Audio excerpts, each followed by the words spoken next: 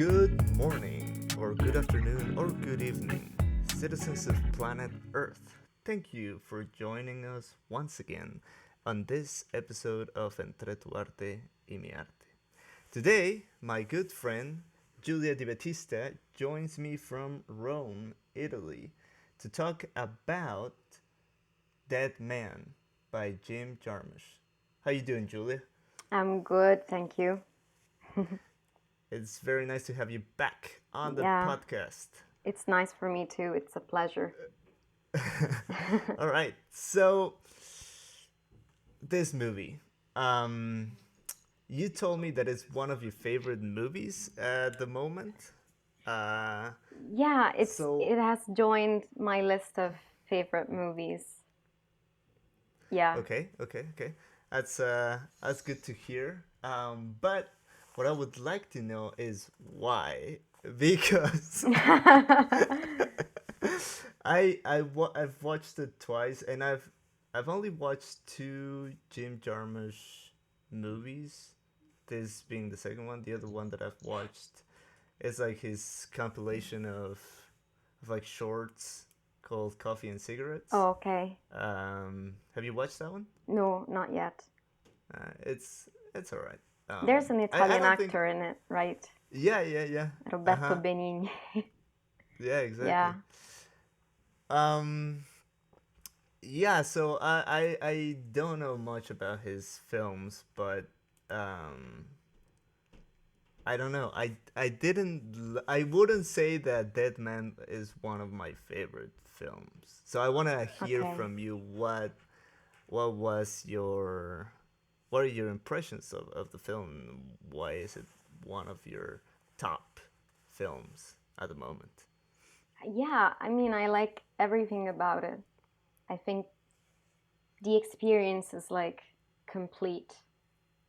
Hmm. the the style is clear, like there's a stylistic coherence to it. You can really see like Jim Jarmusch's style throughout the whole movie, but it's not scattered, it's also very coherent. So it Okay. makes it's Okay. like when I watch it I see that it's his perfect creation. It's like his vision. He managed to really reflect this vision with the movie entirely. And I think maybe Interesting. he would agree. Maybe he would say like it's true. I really made the film as I wanted it. I think that I can Right. see that through the movie, and I mean I just like everything about it. Huh. Yeah. I okay. I definitely have to say that. Well, maybe we should start with like a brief synopsis of the story. Yeah. Um, and I'd like to hear what you think the story is about because I was a little lost on that angle. Okay. So why don't you explain to me what do you think the story is about? Yeah. It's defined as a psychedelic western, Hmm. but I like to define it as a poetic western. It's like a Okay. bit surreal, very metaphorical, very poetic, and that's also why I like it, because I generally don't Hmm. like westerns. I don't like the western genre that much, really. But Right. this is a different type of western. It's like a personal western. It's not really the genre, but it's a bit different. Hmm. So there's this guy William Blake, uh, who arrives from Cleveland on a train. He's going to this town in the farthest west, the town of Machine. And you can see that when he's on a train, he's a bit nervous. He's a gentleman, and he looks around, and there's all these bizarre and kind of miserable people on the train. And the journey is very long, and he's exhausted. He doesn't know how to like pass the time. And then the fireman enters the the wagon where he is and goes to him and starts talking and saying things that don't make any sense. And he's like very confused. And then he feels kind of threatened because the fireman says you shouldn't be going to the town of Machine. You can only find death in that place. And so he's like preparing us for what the main character is gonna find there. So he arrives and this town is like dirty and terrific. Like, I mean, there's like animal skulls or all around, and human skulls, and people making coffins, and pollution, and just like prostitutes around the town. And he's already like very disturbed. He's like, what am I doing here? But I have no other choice. And basically he got a letter from this industry in the town of Machine. It's like it's basically the town is all governed by this industry, by this John Dickinson who runs this place. And he got a letter offering him a job as an accountant. So basically we learned that he just broke up with his fiance. His parents died, and basically he spent all of his money for the funeral. So he has no option. He has no job, and as soon as he's offered this job, he decides to go there. Right. But then he arrives in the office and they tell him that the letter is like 2 months old, so he's been replaced. Like there's someone else there as an accountant, so there's no job for him. And basically they mock him, they scold him, and they send him away. So he's already like desperate. He doesn't know what to do anymore with himself. So he then goes to like the tavern, the pub in town, and he gets some alcohol. And then basically outside the pub, this man mistreats this woman and pushes her. She falls in the mud, and then William Blake goes to her and like tries to help her. And then they go together to her room, to her basically her place. And there's this beautiful scene. I really like the cinematography in this scene, that they look at each other. She explains that she makes these roses made of paper, and that if she had more money, she would make them with another material, with some kind of cloth instead of paper. And they look at each other through these like alternate close-ups. I think it's very beautiful. Even like the music in that scene is beautiful. And I mean, we kind of understand that they spend the night together. And then during the night, at some point, her ex-fiance, Charlie Dickinson, which is the son of the owner of the town, he basically enters the room and finds them together in the bed, and he's like apologizing to the woman, saying he's sorry that he left her, and he wants to go back with her. He wants to be together again. He wants to marry her, but he's not gonna be violent. He's just gonna say I'm sorry and then leave.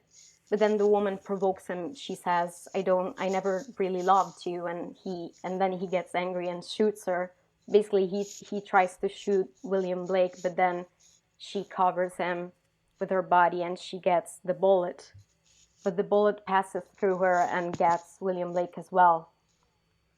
And then he takes the gun from the woman, because she had a gun like hidden below the pillow, and shoots. Like he tries to shoot this Charlie Dickinson, and like on the third shot he manages to kill him, and then he has to escape, but he's also hurt. So we see him like going out the window and getting Charlie's horse and then escaping. And do you want to add something? Or I was just gonna say that's like the first, I don't know, like 20-25 minutes of the movie, and up to that point I was completely on board with everything, because I thought his character was was good, was funny, and like I empathized with him. He was in a really uh, difficult situation. He had no money, no job, and he had just killed a person that, well, he didn't know that he was that person was the son of the factory owner. But anyways, he had killed a person, so he goes on the run. And then like I was like, okay, okay, this is a good setup. I like it. I like it. And then he meets this Indian um, called Nobody, or who goes by the name of Nobody, who starts to taking care of William Blake and takes him on this journey, which becomes the rest of the movie. And for the next 25 minutes to half an hour, I was like, okay, this is pretty good. It's kind of funny. Um, it's it's okay. There's like this dark humor, um, but then it just goes on and on for another hour, and it's just like the same thing happening. Which, as you said in the beginning, it's like it's very poetic, and I like that. But I just felt like, I don't know. I felt like it was going nowhere. Nowhere. Like, But yeah. that's exactly where it's going. Mm. Because like the moment that he's on the train and he's going to this town in like the farthest west, he is going nowhere. Like he's going towards his death. Basically, he's already like desperate, but he's going towards hell. Like even the journey on the train is like a journey from Earth to hell, basically. And That's interesting. yeah, and then the moment that he gets shot and kills Charlie Dickinson, he becomes a dead man walking, basically, and that's why the film is called Dead Right. Man. And that's also what Nobody tells him. That he asks him like, "Did you kill the man who killed you?" And he's like, "Why? I'm still alive." But nobody is telling him, "No, no, you're dead. You're a You're dead man. dead. Like you don't Yeah. really have a reason for living anymore, and you don't have anything now. Like basically, you're a wanted man. You don't have anything. You lost everything. You know." Yeah. And so this Nobody takes him to heart, and like he starts caring about him, and he wants him to reach his like eternal peace. He wants to guide him on this journey through hell to eternal rest, basically, Mm. in his own way, Mm-hmm. like in his own Indian kind of psychedelic way, but still he Right. wants to help him. And he tells him that he cannot be weak. He has to be merciless. He has to become a real assassin. He will have to kill people on the journey. Otherwise, he cannot make it to the final destination. Mm-hmm. And so tries to like help him become better at like shooting and better at confronting men and Yeah. outlaws that he meets in the west and in the forest, and eventually Right. he does. Eventually, Nobody manages to convince Blake he that he has to let go, to the fact that he's in hell, he's a dead man, basically. And the moment that William Blake decides to let go of his life, to not care anymore, he actually becomes like a skilled gunman. He actually like manages to point a gun and kill people, whereas before he was really clumsy and he couldn't like kill a person with one shot. He had to like shoot like 3 times before hitting someone, Right. Yeah, and that's I think that's what's fascinating about it, that it's a journey, but it's an inverted journey. It's not the typical journey of a hero from nothing to something. It's from something to nothing. Mm. Gotcha. Yeah. Yeah, I can see that. I can see that. Yes. I okay. I can get on board with that. I I definitely did feel that there was like, I don't know. I guess my problem with it was like during the entire movie, I felt like there was kind of like when you read a poem and you're reading the poem and maybe like your first impression is like you're only reading uh the rhymes and beautiful words, and you're getting like pretty images in your head or weird images in your head. And that's sort of like the first time I watched it, that's what it was like. And when I watched it last night, in preparation for this podcast, I don't know. I felt like I was past like the first impression. I was trying to dig in and find the meaning, um, that was like trying to be explained in this movie, and I couldn't find it. Like, I don't know if that's my personal, uh, just me not being capable of it, or if it's, I don't know. So I guess that was my problem with it. But I definitely liked a lot of things about it. Like, I really like the dynamic between Johnny Depp and Gary Farmer, who plays Nobody. I think that was pretty funny. And Yeah, that was a nice duo. yeah, and I also really liked, um, how, uh, Nobody, the character played by Gary Farmer, is like believes to some extent that William Blake is the poet Oh yeah, William Blake yeah, reincarnated or something. Um, I thought that was really beautiful. I really like that, and how he's like quoting Blake's poetry during the film, yeah. and then he tells, Johnny Depp's character that now his poetry will be written, With in blood. blood. Yeah, Yeah. I that was really. It has really I beautiful have I have moments. the exact quote. So he says that weapon will replace your tongue. You will learn to speak through it, and your poetry will now be written with blood. Exactly. Yeah, but that's also why he cares about him in the end, because he thinks that he's William Blake's dead spirit. He thinks Yeah, that like William Blake's spirit came back from the dead and is now trying to go back to like his eternal peace. yeah, yeah. I can Yeah. see that. There's also this moment where I think they're like in that store, like before the end of the movie. They're in that store, and the clerk goes, "Are you William Blake?" Or I don't remember if it's there, but anyways, there's a character that asks him, "Are you Alfred William Blake?" Molina. It was the Oh, missionary. no. Yeah, Oh yeah, no, yeah. which But one? it's not there. It's when the two, marshals find him, Oh yeah, yeah. I love and they that go scene. like, "Are Are you you William William Blake?" And Blake? he's like, "Yeah. Do you Yes. know my Do you know poetry?" my And poetry? he Yeah. shoots them. Yeah, that's a pretty good part. Yeah. Yeah. So I definitely enjoyed some of it. It was just like, I don't know. I felt like I was very excited for it at the beginning, and then it just, I don't know.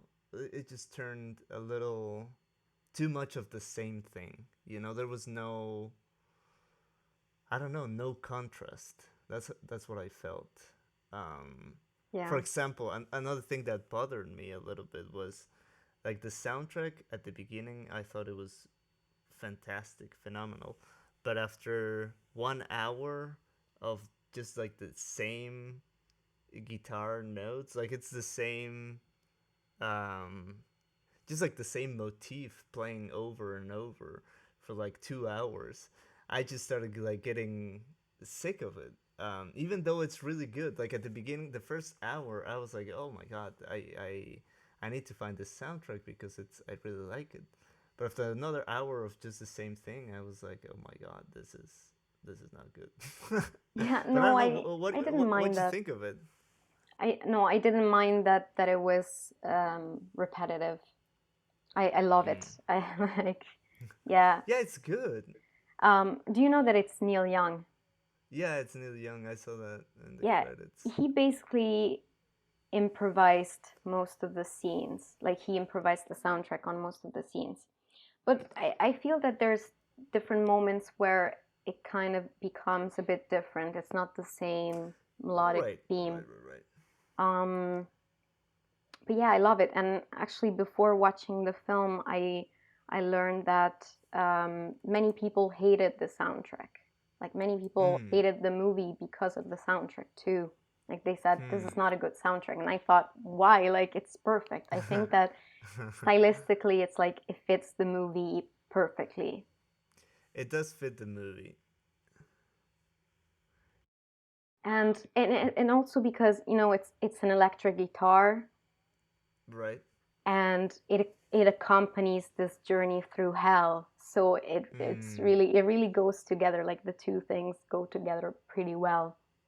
Hmm. if you see Interesting. like if you see like the associations with electric guitars and rock music, you think Hmm. about like how it was associated to evil and hell and stuff like that. I think that it's perfect that it's an Hmm. electric That's interesting. guitar. I hadn't thought about that. Yeah, I look. I don't hate it. I don't hate the soundtrack, but I felt like I don't know. I just felt like it was yeah, as you said, just repetitive. Um, but I suppose like that's I don't know.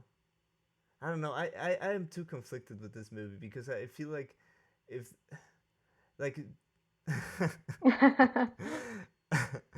I feel like there's a meaning, or at least I don't know if there's a meaning there that I am not able to fully grasp, or if there's no meaning at all. If it's just like, as you said, it's like a it's like a journey from something to nothing. So from meaning to meaninglessness, to having or hope to having no hope. no hope. Yeah, from like clutching to life to like letting go. Um, I don't know if that's it though, because it's very subtle as well. Like it's very subtle.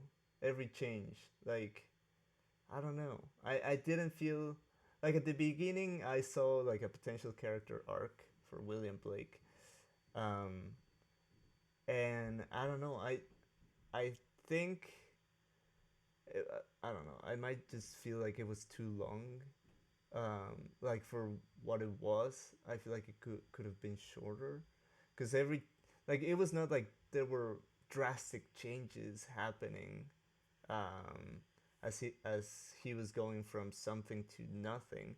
It was just like I don't know, like very subtle the entire time, and just Yeah, like I feel like 2 hours was way too long for that, um, for that kind of change.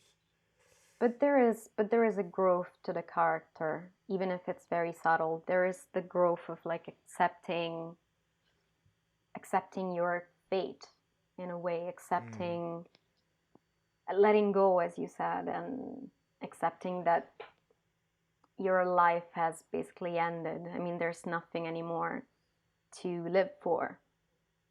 And I guess we don't perceive it as a growth or a journey because it's in reverse, because it's not usually what we see. We usually see a person gaining things to live for mm, and growing in a positive way. Instead, this is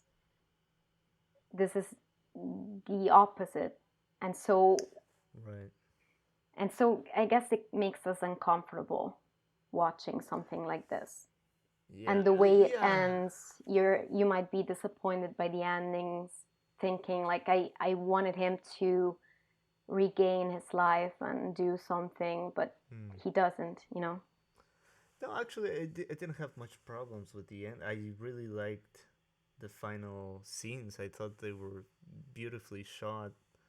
and as we've been saying over and over, very poetic. Um, and it's like it's a nice contrast between the thing that the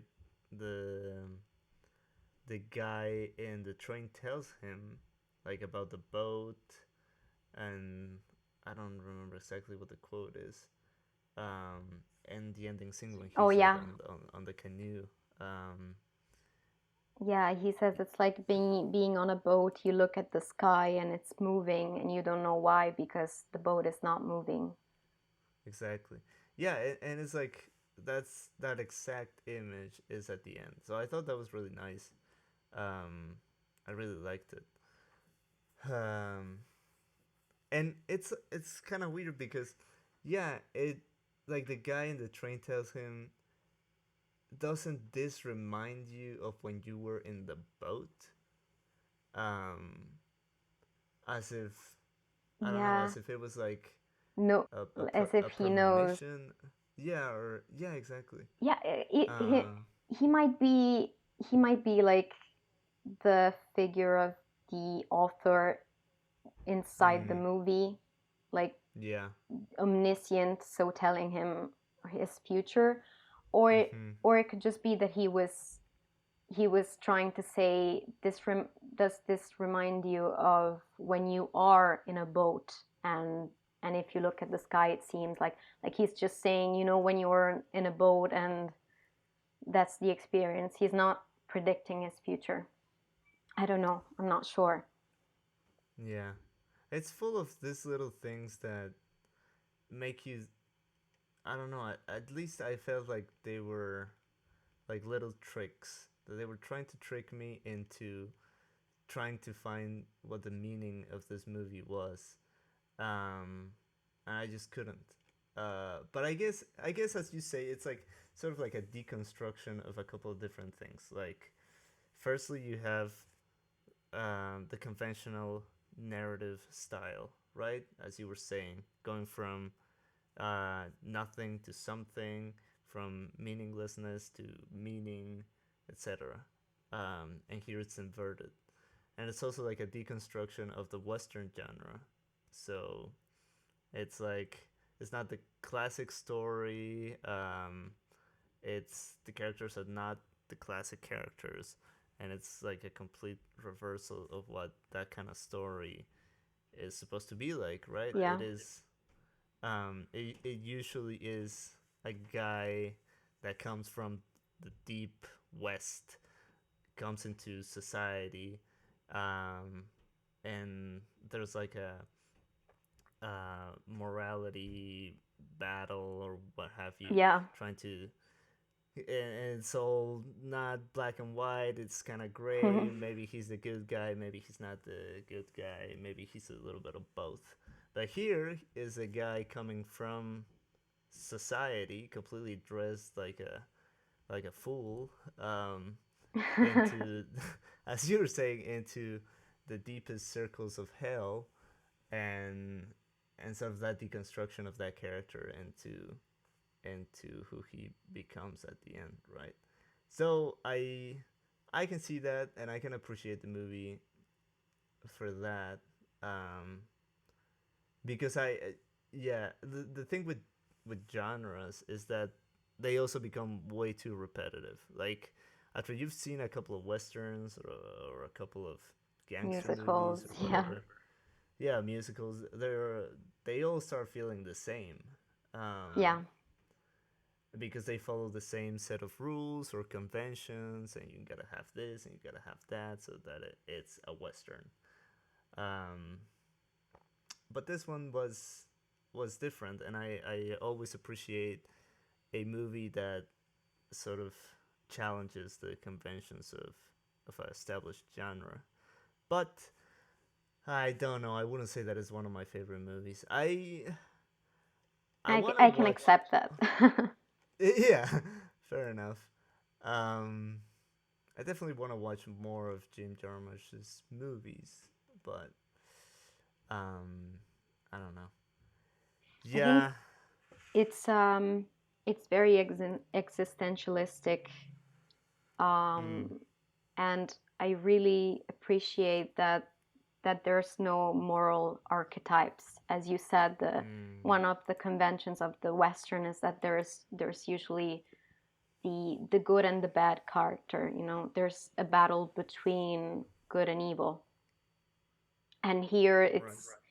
it's just there's no good and evil. It's more like everybody wants to survive, everybody wants to do things in their own interest. And it's the same for our protagonist. He's just trying to survive. He's desperate. I think that there isn't really like a precise meaning behind the movie, but it's more this existential journey of this person who is so desperate and he lost so much that he basically is not alive anymore. And that's Mm, something that every person can relate with. Every human can relate with, because I don't know, when we are so desperate, when we lost everything, it's difficult to live or to have meaning in life anymore. I think that's yeah, I think that's the meaning, if you want to give a meaning to the movie. And I just like when you represent more of reality, when you don't really put in morality in a film, when you don't mm, put like the hero who is 100% a hero and he doesn't have any conflict, he doesn't have any, you know, difficult decisions to make, and then there's the bad guy who is 100% bad. There's not, you know, this thing in that man. And even like if you want to put two sides in this film, you can put like nobody and Blake on one side, and the other, like the outlaws, the assassins on the other side. Even them, like they fight between each other, so they're not really like the group of evil that works together against right. nobody and Blake. They even kill each other, like they fight each other, they can't stand each other. So I guess we only really sympathize with Blake because he's the protagonist and we are following his journey, but not because he's a good person per se. He's Yeah. just like a human, you know? He does what anybody would do, just trying to survive and trying to like have a job and have a life, but he doesn't manage. Yeah. Yeah. Yeah, I can see that, I guess. Um, I don't know. After two times watching it, it just left me a little dry. But yeah, I agree with you. Like I think the most important, and let's see what you think about this. But I think the most important thing about any film is that we have to care about the main characters. Because if you don't care about the main character, then even if the story is super cool and the cinematography is beautiful, you're not gonna like the movie because Yeah. I you totally don't agree. give a rat's ass about the character.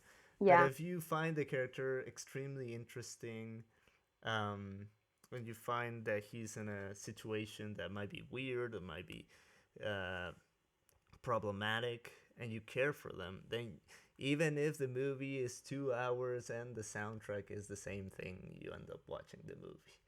Um, Yeah. so yeah, no, I think, and that's something I really wanted to say here is that the characters are really good, all of them. They're very witty and they're interesting, and you end up caring about them, about both of them, Yeah. especially nobody and William Blake, right? Um, so I yes, I really like the characters. I just don't think that the script had, I don't know. Like for example, another movie that I compare it with is The Revenant by Yeah. Iñárritu, Yeah. and it's sort of a similar kind of thing where it goes from a guy that has something, he has a job, he has a kid, Yeah. um, to then having like less and less and less things to fight for until it's like the last thing he has to fight for is revenge, and once that's done, he's ready to die. Yeah. Um, and Hmm. even though that movie as well, like the story is nothing out of this world, is like a very classic kind of revenge story. Um, I felt that it was better than Dead Man, just because the changes and the conflicts and the struggles that the main character had to go through were um, I don't know. I felt like the stakes were higher Mm. in that movie. Mm. And in this movie, I feel like even though like nobody sort of tells him like I'm gonna take you here and we're gonna do this so that your soul is finally at peace. I don't know. I feel like they were just wandering. Even when the Yeah. outlaws were like chasing them, it didn't feel like they were like scared or like they were um, fearing for their lives, and they had to escape or they had to hide or something. It was just kind of like, yeah, we're chilling here. I'm gonna eat some mushrooms while you sleep, and I'm gonna take your classes. See ya. Um, yeah. So I don't know. I think that's my problem with it because I really like Mm. the characters. I like the world. Um, it's just the script didn't do it for me, you know. Yeah, I guess you think that there's no objective, that they have no real purpose, they have no real goal. They're not going anywhere. The fact that they're not scared about people going after them, I guess it's because like Blake is weak and he's hungry, so he doesn't really show like emotions of fear or Hmm. concern. And nobody, I don't, he doesn't care about the stupid white man, as he says, without swearing in the podcast. But Now like go ahead. he's not really concerned about them. He doesn't let white men scare him. He doesn't let like he Hmm. doesn't really let out big emotions or stuff like that. Yeah. But Blake, he's too weak to like actually show big emotions and talk a lot, or and he's Yeah. gradually letting himself go, so that's also why he doesn't show that he's scared. But I can see why you think that they're not going anywhere, that they have no real objective. and and instead, like in the Revenant, there is the revenge, so there is a purpose, and so you kind of, you're more like following the journey of the character because he's going somewhere, he wants to do something, so you're kind of Yeah. accompanying him. Yeah. Yeah. But I Yeah. did like Deadman more than the Revenant. I have to say that. Wow. Okay. Yeah. Okay. Okay. That's interesting. That is very interesting. Yeah. I suppose the story here is much more abstract.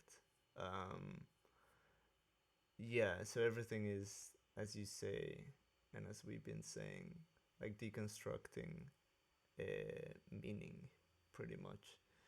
Um. Which is, it's interesting. It's an interesting experiment, to be honest.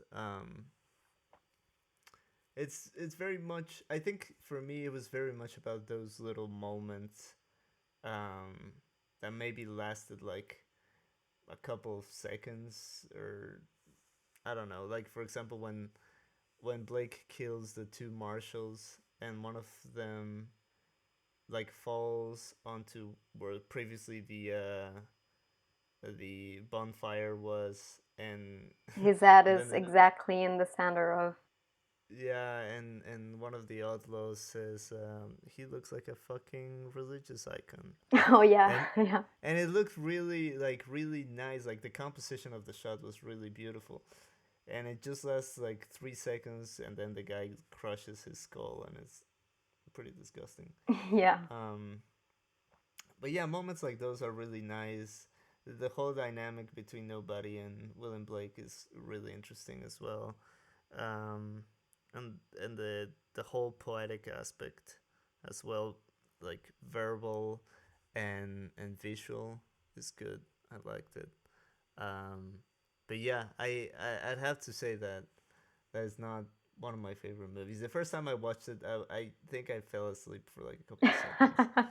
Um, Okay. Apologies, but it's just that's why I wanted to watch it again. But I definitely think that um, it's a movie worth watching just because it challenges the conventions of what a western is. Or what like a hero's journey is. Yes, yes. Yeah, because yeah, there's definitely, and I think that's partly um, my conditioning, uh, subconscious conditioning to like what a hero journey is, what a story, a 3 act story has to be, and how plot points have to develop, and character arc, and all of that theory. And most of the movies that we watch follow that structure. And so when we are presented with something that is completely trying to deconstruct that, it's like, I don't know if I like it. But yeah, that's uh, that's what I think. Yeah, it makes me think that maybe Jim Jarmusch, he was reading William Blake, and he was reading Auguries of Innocence, which is the poem that he quotes in the movie. Mm. And he thought, like, he read Some Are Born into Endless Night, and he thought, okay, I'm gonna make a movie about this quote. It could be, About and this that phrase, honestly like would some be are born into amazing. it's just like it's this the journey of a desperate man, of a dead man, you know. Some are born into endless night. He's unlucky, he doesn't have anything anymore. So like some people have nothing to live for. I think it's very poetic, but it's also very realistic. It's also like a truth that there's some people that have nothing, that have lost everything, and they're basically like dead men on earth, dead men are alive. Yeah. Yeah, But yeah, yeah, I appreciate that I think that he managed to make a film that is completely in his style, that is completely reflecting of like his vision, and it's very artistic, it's very personal. I always appreciate when I feel that a movie is really like reflecting the style of its filmmaker completely, like 100%. hmm. Yeah, Because I might not make the same thing. Like if I were to make a movie, it might be very different with a very different style, and I might like not agree with what the film is telling me, but I appreciate that it's really like artistic, that it's really an author's creation. yeah, yeah, exactly. And that's what I like about it. Like it's purposely trying to subvert um, the rules of a particular genre, and just portraying everything in a different light, and that is really cool. Um, because yeah, it's something that not a lot of, I think, filmmakers have the are not brave enough to do this, and it's just like make a movie for the sake of the art of the movie and with no consideration for the audience. um, Yeah, I think that's something really hard to do because obviously as an artist and as a filmmaker you want your movie to be liked. You want people to watch your movie and to watch it and be like, "Oh, this was a really good movie." but you also Uh want to be true to yourself. exactly. So when you make a movie that is just something that you wanted to make because you wanted to make it, and you had these ideas and you had this style and this um, sort of abstract vision for it, and you just do it. I think that's something that says a lot about a filmmaker, that you're not really thinking about what people are gonna think about your movie, or if they're gonna like it or not. Um, yeah, so I really like that of the movie. What do you think about the cinematography? It's black and white. I love the black and white Mm, because I think it really fits the journey through hell thing, you know. It's like interesting. hell is a place that is colorless, that is soulless, Oh, so it's colorless or something. And wow. there are a few shots that I really love, like the overhead shot with Blake with the fawn, the dead fawn, Yeah. when he's That's like holding the fawn and they're together laying down on the ground. And I'm making the painting of that yeah. You shot. told me. Yeah, You told me. I You really told me. love it. And I love the cinematography when he's in Tell's room, the woman's room, and they're looking at each other. As I said, like the close ups, the alternating close ups of them looking at each other, and they're like their faces are lit by candles, like it's a very nice light on their faces. Yeah. And there are also a lot of different moments where I really love the cinematography. So it's a mixture of things that I loved about the movie. It's really like I like everything. There's nothing that I disliked. And it's not the Yeah. most it's like not it's not the most involving, engaging movie. It's not the most like cathartic experience that I've seen. But still there's really nothing that I hate about it. Like there's no aspect that I'm that I've said like, okay, no, this maybe I didn't really appreciate it. So yeah, it's at certain moments it's really slow. It's taking its time to do what it has to do, but I really think that it's perfect. And that's just my personal opinion, but yeah, I hope that other people will see it and think the same thing. Yeah, so you definitely recommend this movie to other people, like just in general, or would you say like a particular type of people, like filmmakers maybe, or artists should watch this movie, or just anybody?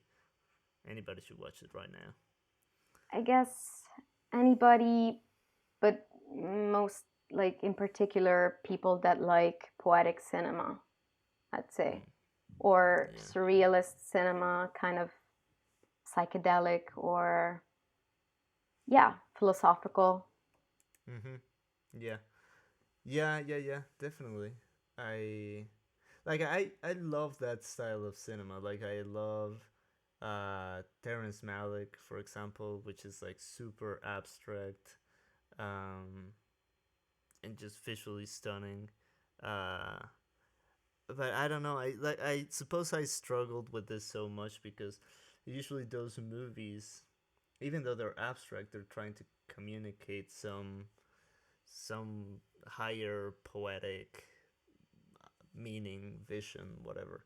And here is it's poetic, but at the same time, it's trying to communicate uh, the journey into nothingness. And I really liked what you said about hell being a colorless place. That is really clever. I had not thought about that at all. But but yeah, that's really cool.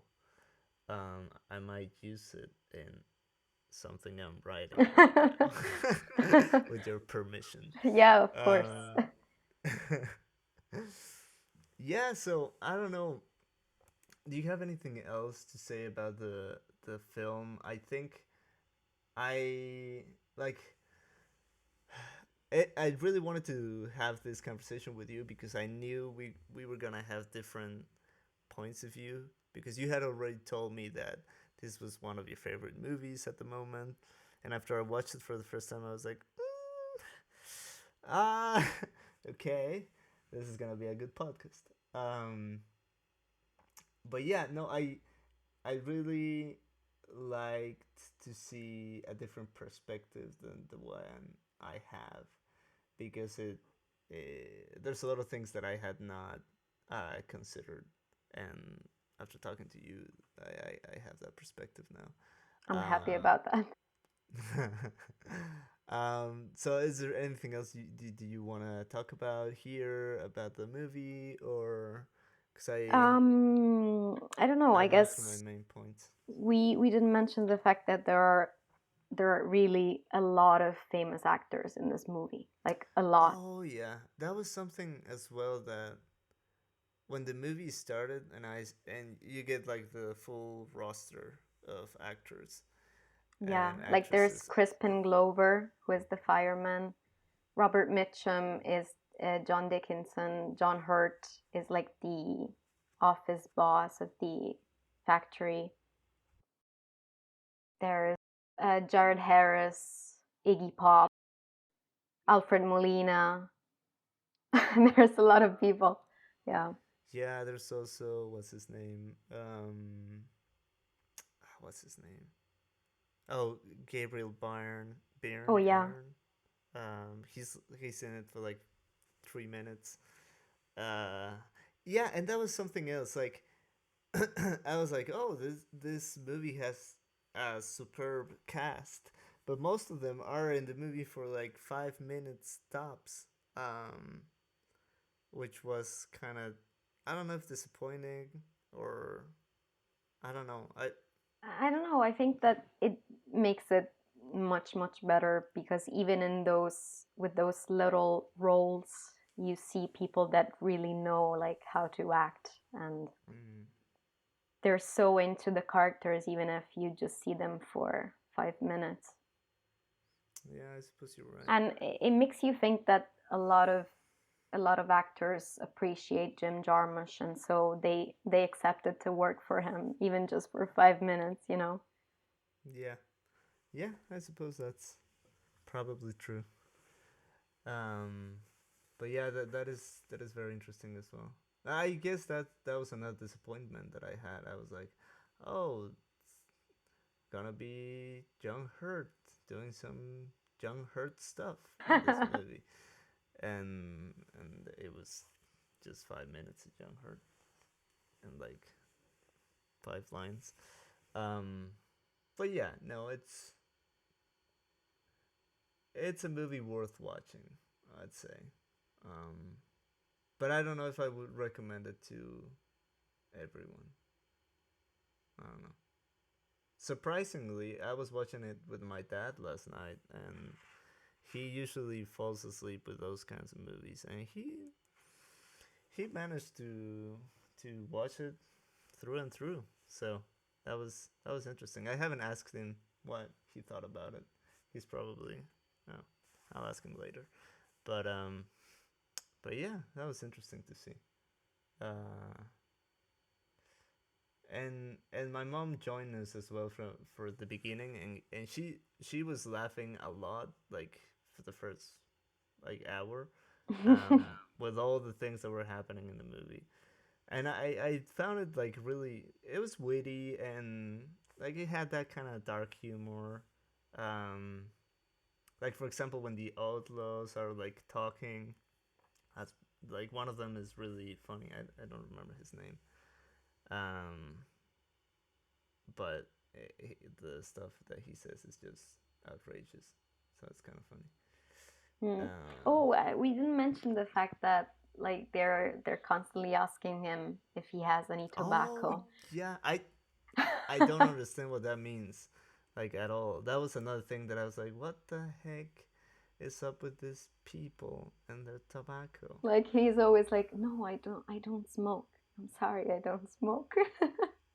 Yeah, and when he's like, But that's a when nice he, detail. I think that's a nice yeah, detail that it's like coming again and again in the film.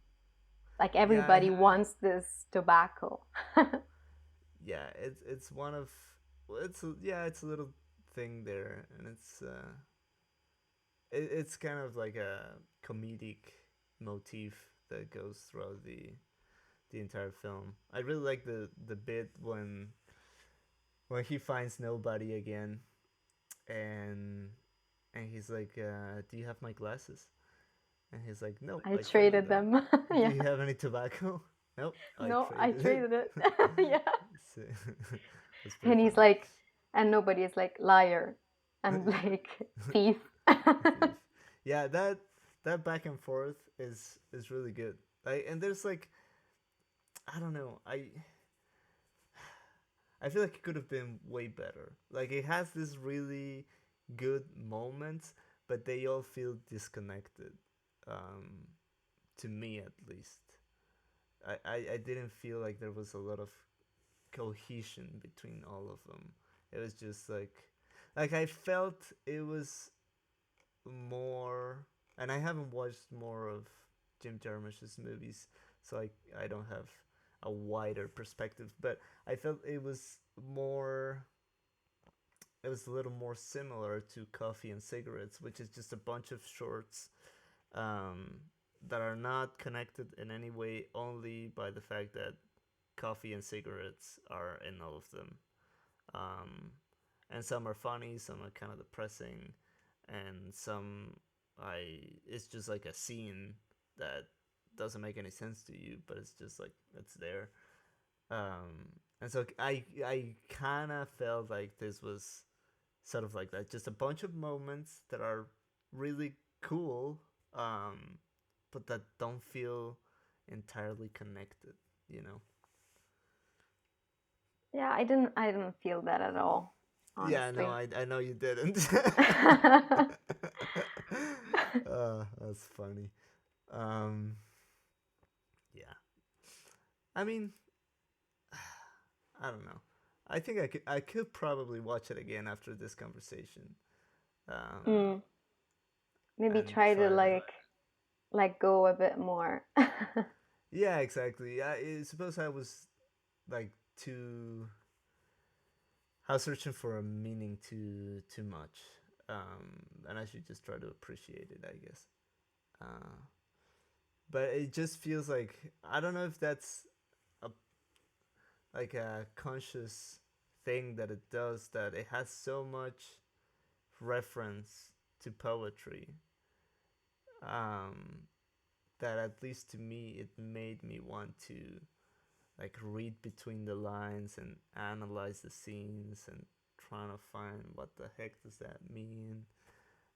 Is this a metaphor? Is this just what's happening? Uh, Yeah, yeah. I guess it's in between. It's in some way it's like straightforward because even Mm. just mentioning the piece, the extract from Blake's poem is kind of telling you, okay, this is what the movie is about.